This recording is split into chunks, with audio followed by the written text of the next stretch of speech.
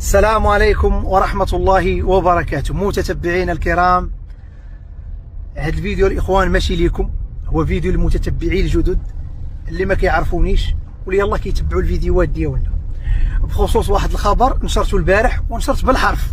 المشكل هو الناس كيشدوا الأخبار وكيحاولوا أنهم إما يضخموها أو يأولوها. كتبت لكم الصديق ديالي اسمه طارق حفر واحد البئر بمنطقة الغرب دوار حسين، عندي العنوان، عندي المعلومات كاملين الإخوان، وخرج منه سائل نفط بترول، سميه كيف ما بغيتي، ريحة الغازوال عاطية، قابل للاشتعال.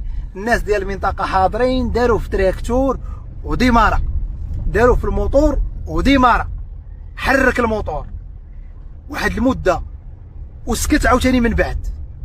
هذه معلومه هي باش غنوضحوا للناس اللي كيدويو بزاف، لان كاين بعض الناس كيعلقوا بزاف وكيضخموا الامور.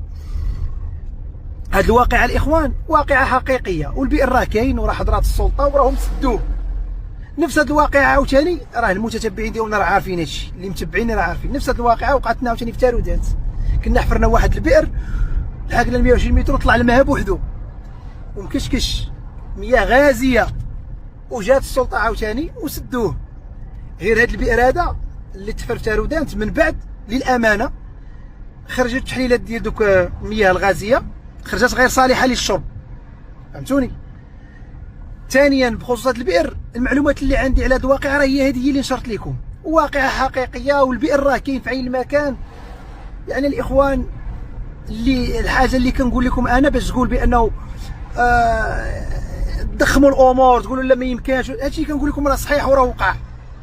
سميها انت حيت كنشوف واحد التعاليق يعني قمه ديال التمرقين. واحد قال لي راه واقيلا خرجتي في الواد الحار، واحد قال لي راه واقيلا خرجتي في الانبوب غادي للجزائر.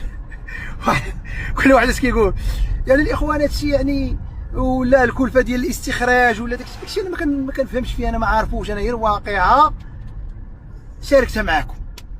يعني واش كاين حقل نفطي، واش كاين عرق، واش سيتيرنا واش مطفيه، واش الله اعلم، الله اعلم، الله اعلم. داكشي انا ما نقدرش نحكم فيه وما نقدرش ندوي فيه حيت ما عارفوش. هذا الاخوان فقط توضيح.